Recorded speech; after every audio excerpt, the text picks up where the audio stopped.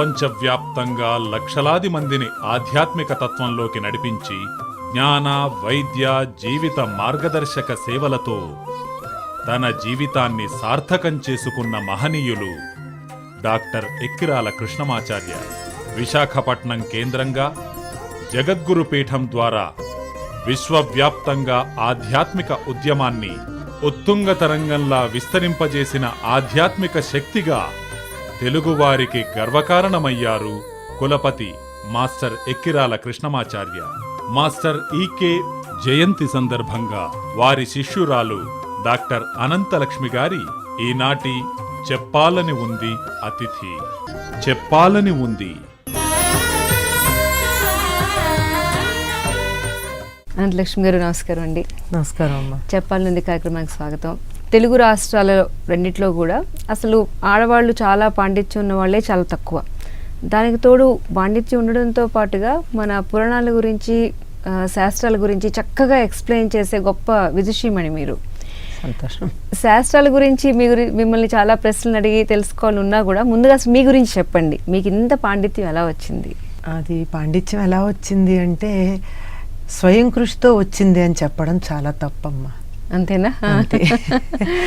ఒకటి కొద్దిగా ఏమన్నా పూర్వజన్మలో చేసినటువంటి దానివల్ల కొద్ది తెలివితేటలు ఉన్నాయేమో తెలీదు, కానీ మా గురువు గారి అనుగ్రహం వల్ల మాత్రమే నాకు ఈ మాత్రం జ్ఞానం లభించింది అని చెప్పి నేను సవినయంగా చెప్పుకుంటున్నాను. ఎందుకంటే ఇవాళ నేను ఈ రకంగా ఉన్నాను అంటే దానికి పరిపూర్ణంగా వారే కారణం, మా గురువు గారు మాత్రమే కారణం. శ్రీమాన్ కులపతి ఎక్కిరాల కృష్ణమాచార్యులు గారు మాస్టర్ ఈకే అన్నటువంటి పేరుతో ప్రపంచమంతా బాగా వ్యాప్తి చెందినవారు.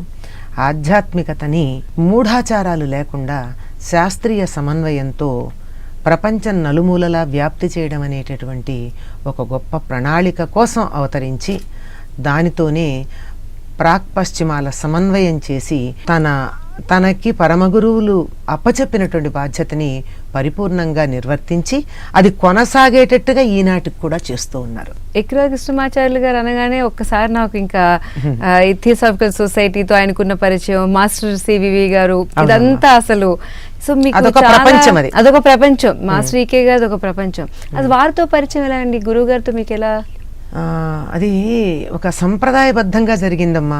అంటే గురువులు లేక దైవం అనుకున్నట్టయితే అన్నీ వాళ్ళు బాగా జరిగేట్టు చేస్తారు. మనం ప్రణాళిక వేసుకున్నామన్నది అసత్యం. ఎప్పుడైనా సరే గురువు గారి దగ్గరికి తండ్రి తీసుకెళ్ళి అప్పచెప్పాలి, అది కదా పద్ధతి. నా విషయంలో అలాగే జరిగింది. నేను ఎంఏ చదవడానికి విశాఖపట్నం వెళ్ళాను.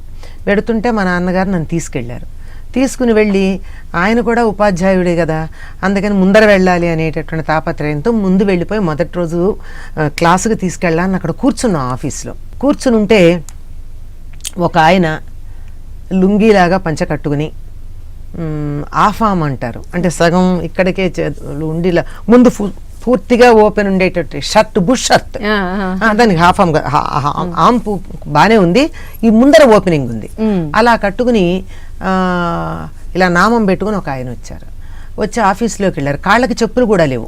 ఓహో, ఈయన ఆఫీస్లో పనిచేసే క్లర్కో ఎవరో అయ్యి ఉంటారో అనుకుంటే మా నాన్నగారు ఆయన్ని చూసి నమస్కారం చేసి, మా అమ్మాయిని ఇక్కడ ఎంఏలో చేర్చడానికి తీసుకొచ్చామండి అన్నారు. పర్వాలేదండి, నేను చూసుకుంటాను అన్నారు. అంటే మా నాన్నగారు ఆయన చేతికి అప్పచెప్పడం అన్నది ఎంత గమ్మత్తుగా ఇప్పుడు తలుచుకుంటే, అవన్నీ సంప్రదాయం గురించి తెలిసిన తర్వాత ఎంత సంప్రదాయబద్ధంగా ఆయన నన్ను స్వీకరించారన్న తలుచుకుంటే ఆశ్చర్యం కలుగుతుంది. ఆ తర్వాత తెలిసింది ఆయన అక్కడ లెక్చరర్ అని, వారే డాక్టర్ ఎక్కిరాల కృష్ణమాచార్యులు గారని. మీకు గురువు గారు చూడగానే ఫస్ట్ అనిపించిన అభిప్రాయం ఏంటంటే, చూడగానే మీరు ఎలా ఫీల్ అయ్యారు? ఏదైనా ఒక ఆధ్యాత్మిక అనుభూతిలాగా? అట్లా ఏం అనిపించలేదు. ఈయన బాగున్నారే, ఇంకా విశ్వవిద్యాలయాల్లో కూడా ఇట్లా పంచ కట్టుకుని చెప్పులు లేకుండా వచ్చేవాళ్ళు ఉన్నారు. ఎందుకంటే నాకుంది ప్రఖ్యాతి, ఎంఏ వరకు నాకు చెప్పులు ఉండేవి కాదు. ఎప్పుడన్నా సరదాగా వేసుకోవడమే, ఒకవేళ వేసుకున్నా వదిలిపెట్టేదాన్ని, అలవాటు ఉండేది కాదు. మేము పల్లెటూరులో పెరిగిన వాళ్ళం కదా. ఎక్కడ? ఎటువైపు? కృష్ణా జిల్లాలో తాడంకి అనే గ్రామం అండి మాది పుట్టిల్లు. అక్కడ అంటే మా తాతగారు మా నాన్నగారు కూడా అదే ఆ జిల్లా పరిషత్ హై స్కూల్లో ఉపాధ్యాయులు. మా తమ్ముడు కూడా అదే స్కూల్లో చేస్తున్నాడు. సో టీచింగ్ అనేది మీ బ్లడ్ లోనే ఉంది, ప్రొఫెషనల్. మా అమ్మ నాన్నగారు కూడా టీచరే. ఓ ఇంకేమైతే సో నేచురల్లీ మీరు లెక్చరర్ అవడం అనేది చాలా సహజంగానే జరిగిపోయింది అయితే. సో ఈ నేపథ్యంతో మీరు విశాఖపట్నం వెళ్ళి చదువుకోవడం, అక్కడ మీకు ఒక అద్భుతమైన గురువు గారు. అదే నిజానికి అప్పటి వరకు నాకు జీవితం మీద పెద్ద ఆసక్తి ఉండేది కాదు. అసలు ఈ జీవితం ఏమిటి, ఎందుకు ఇట్లా ఉన్నాం, ఇది ఎందుకు జరిగింది, అది ఎందుకు, ప్రతిదానికి ఒక క్వశ్చన్ మార్క్ ఉండేది. ఎవరిని అడిగినా సమాధానం చెప్పేవాళ్ళు కాదు. పైగా ఇట్లాంటి ప్రశ్నలు ఎందుకు వేస్తున్నావు, నీకు అతి తెలివి ఉంది, నువ్వు పిచ్చి ప్రశ్నలు వేస్తున్నావు, ఇట్లాంటి మాటలని మొట్టికాయలు తిన్న సందర్భాలు చాలా ఉన్నాయి. నాకు ఇప్పటికీ కూడా అప్పుడప్పుడు కొన్ని గుర్తొస్తాయి. ఇప్పటికి నాకు దీనికి సమాధానం దొరికింది, చిన్నప్పుడు ఇది నేను అడిగి మొట్టికాయలు తిన్నాను కదా అన్నవి చాలా ఉంటాయి. అట్లాంటి వాటన్నింటికి ఒక్కసారి మాస్టర్ గారిని చూశాక ప్రశ్న అన్నది లేదండి జీవితంలో. అదేమిటో గమ్మత్తు. ఆ తర్వాత దేనికి నాకు ప్రశ్న అన్నది రాలేదు. ప్రతిదానికి ఆయన నుంచి సమాధానాలు అప్రయత్నంగా లభించేవి. మనకి సందేహం ఏదన్నా ఉంటే ఆయన ప్రవచనంలోనో మరో చోటో సందేహాలకి సమాధానాలు దొరికిపోతూ ఉండేవి. అడగాల్సిన అవసరం కూడా ఉండేది కాదు.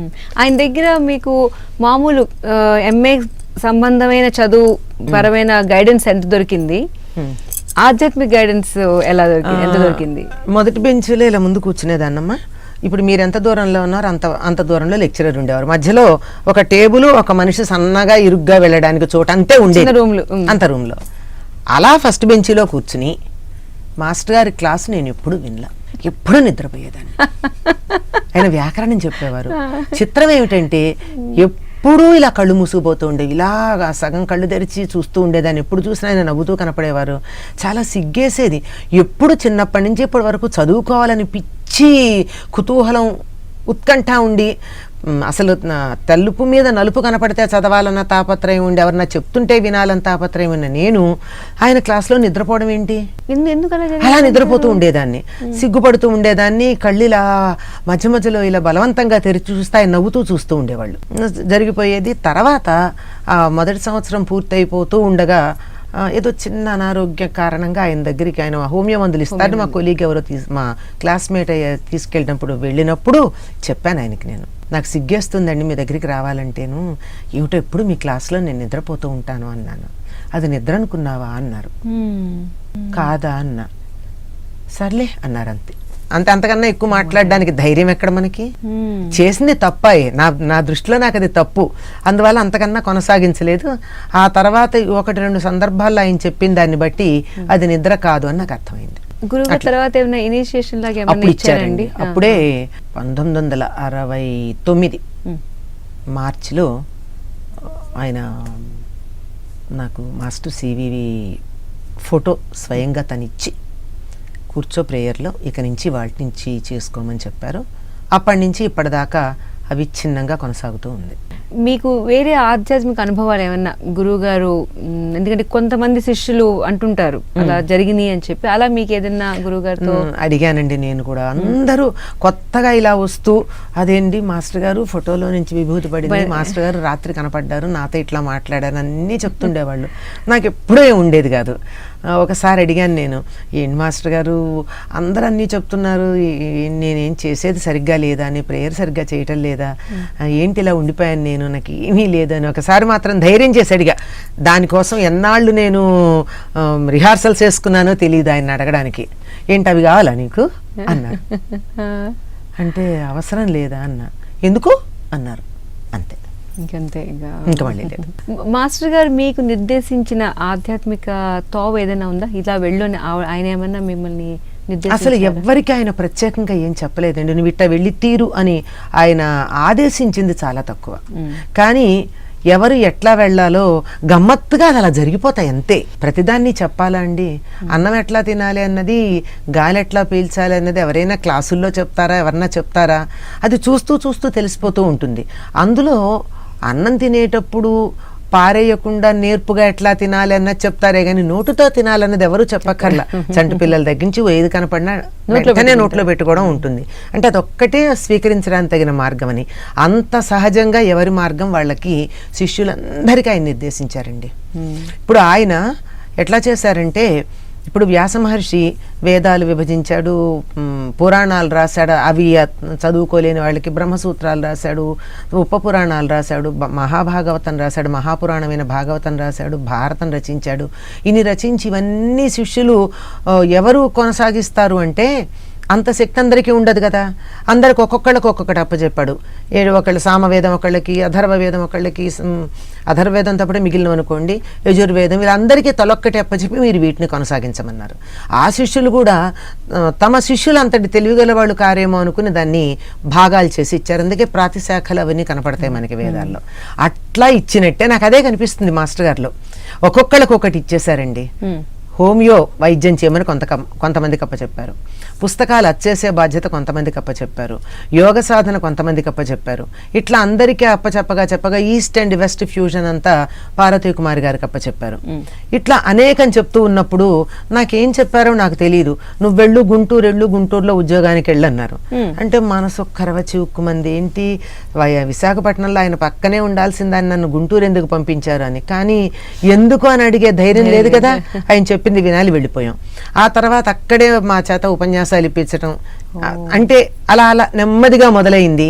అది తర్వాత అదే నాకు మాస్టర్ గారు చెప్పిందేమో అని అనిపిస్తూ ఉంటుంది. ఎందుకంటే అలా కూర్చుని మొదలు పెట్టానంటే నిజం చెప్పాలంటే నేను చెప్పాను అనడం అహంకారం అండి. నాకు తెలియని విషయాలు కూడా కొన్ని సందర్భాల్లో ఎదుటి వారి యొక్క అర్హతని బట్టి వస్తాయి. అంతే, నేనే మొదటిసారి వింటూ ఉంటాను ఆ విషయం.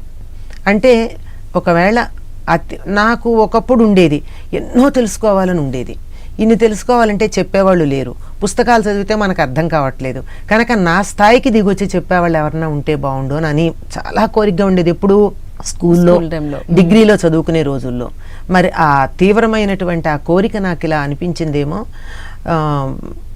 నన్ను ఎదుటివారి స్థాయిలో చూసుకుని నేను మొదటి శ్రోతగా చెప్పడం అన్నది నాకు అలా మాస్టర్ గారు అలవాటు చేశారు.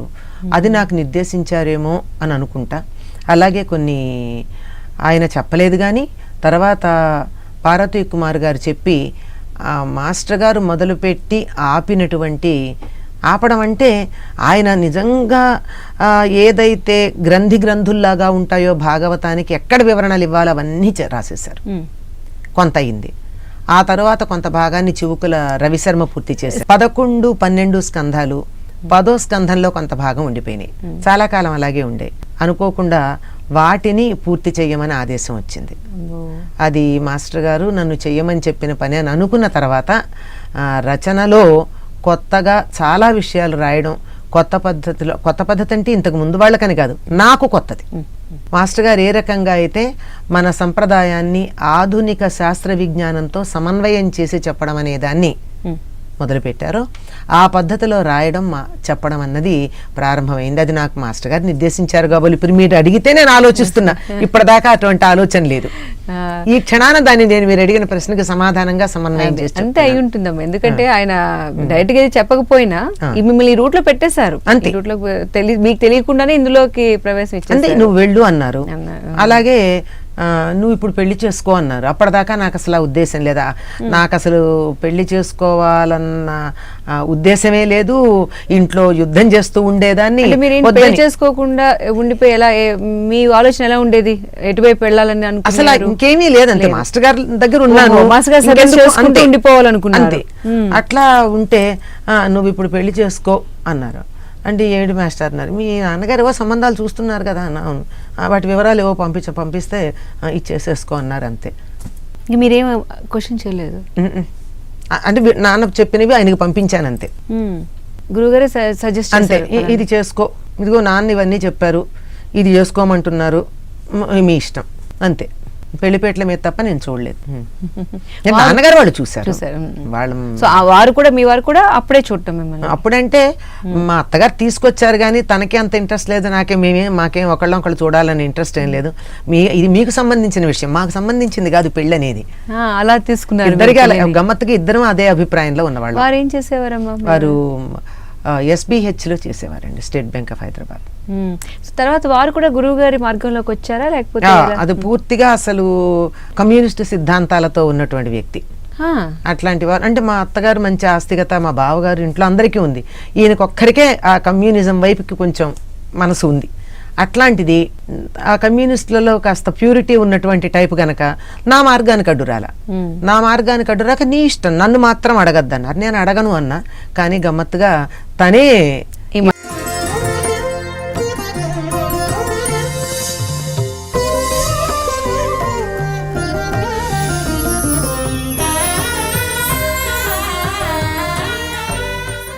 సో గురువు గారి ఆశీస్సులతో మీరు ఇంకా క్వశ్చన్ చేయకుండా ఎప్పుడు కూడా మళ్ళీ మీరు ప్రశ్నించలేదా గురు, అంటే ఇలా ఎందుకు నేను అంటే పెళ్లి పట్ల మేబీ కొంత ఆలోచించి నిర్ణయం తీసుకోలేము అలా ఏమీ లేవా? సాధారణంగా వచ్చే అసలు ఆలోచన లేదు, అసలు ఎందుకు చేసుకోవాలన్నా తప్ప చేసుకోమన్నారు గనక అప్పుడే ఇది నన్ను చేసుకోమని చెప్పడానికి ముందు ఐతనీతోపాఖ్యానం చెప్పారు పాండగ మహాత్యంలో. పాండగ మహాత్యం అంతా గృహస్థాశ్రమ ప్రాశస్త్యాన్ని చెప్పేది. అందులో ఎలా చెయ్యాలో నాకు బాగా తెలుసు. దాని మీద నన్ను ఉపన్యాసాలు ఇప్పించారు నా చేత. మీరు ఇంకేం క్వశ్చన్ అడగడానికి లేదు. నేను అప్పుడు తెనాలి రామకృష్ణుడి గురించి ఒకరు విజయవాడలో బాగా రామకృష్ణుడు ఉత్సవాలు చేసేవారు. అప్పుడు తప్పనిసరిగా నేను ఈ పాండగ మహాత్యం మీద 4-5 ఏళ్ళు వరుసగా ఉపన్యాసాలు ఇచ్చా. మరి అందులో ఉన్నదంతా మొండితనంగా వివాహం చేసుకోకుండా ఉంటే ఎంత తప్పు, సాధనకి గృహస్థాశ్రమ ధర్మం ఎంత ప్రాధాన్యం అన్నదే దాంట్లో ఉన్నది.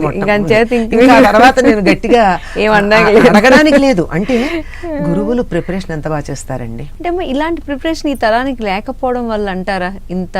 అవునమ్మా, చాలా అంటే పెళ్లిళ్ళు చేసేసుకుంటున్నారు కానీ ఒక వ్యక్తితో కలిసి ఎలా ఉండాలనే విషయంలో ఏమి ప్రిపరేషన్ అసలు సైన్స్ చదువుకుంటున్నారు. వివాహ వ్యవస్థ గురించే కాదు, ఎట్లా ఉండాలి, ఇతరులతో ఎట్లా ప్రవర్తించాలి, ఉద్యోగంలో ఎలా ఉండాలి, అధికారులతో ఎలా ఉండాలి, కింద వాళ్లతో ఎలా ఉండాలి, ఇవన్నీ మళ్ళీ 30,000 40,000 పెట్టి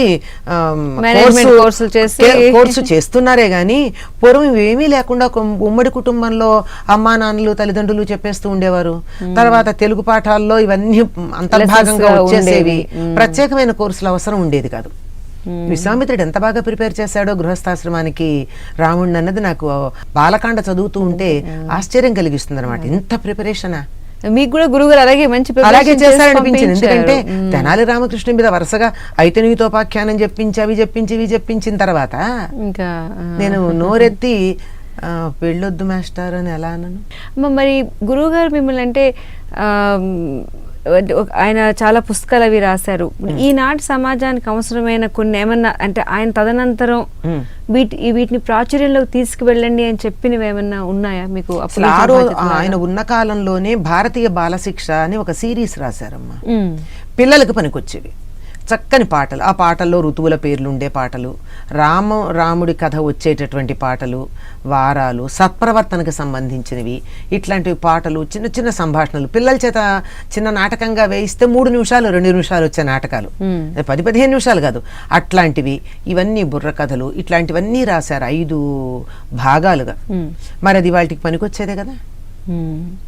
దాన్ని ఆధారంగా చేసుకుంటే ఈనాటి పిల్లల్ని గనక వాటిని కూర్చోబెట్టి చెప్పినట్టయితే మన సంప్రదాయం నుంచి దూరంగా ఎందుకు పెడతారు?